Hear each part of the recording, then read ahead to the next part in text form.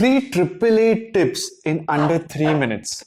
So tip number 1, the audit paper expects you to audit financial statements. By that I mean you any which ways need to know all the international accounting standards and the IFRSs inside out, so that when they have mistakes in the audit paper, you can actually correct them.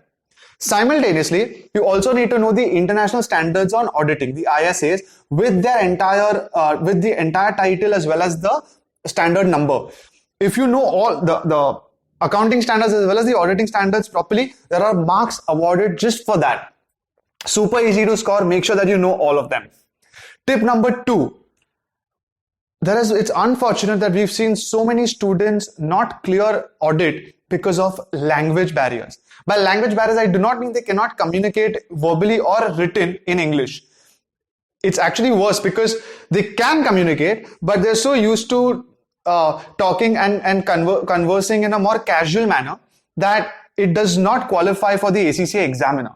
So for example, small changes, like instead of the word, if you're trying to write a sentence that you have to check XYZ things, instead of writing the word check, which is a little casual, you replace it with the word reconcile.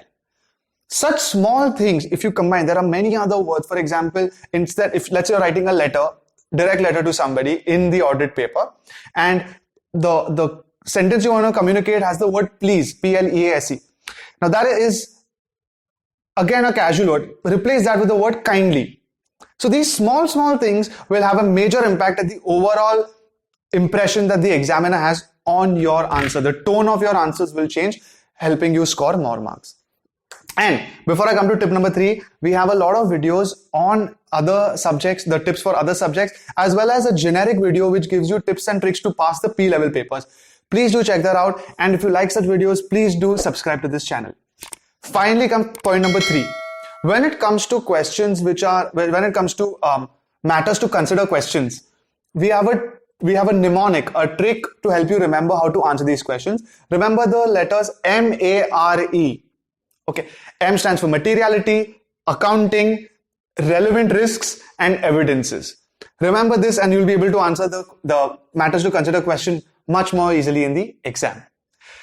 So I hope that these 3 tips will help you. If you try and apply any of them, whether in your practice questions or in your final exam, please do let us know in the comments. If you've missed any tip or you have a better tip, once again, please do put it in the comments. Thank you.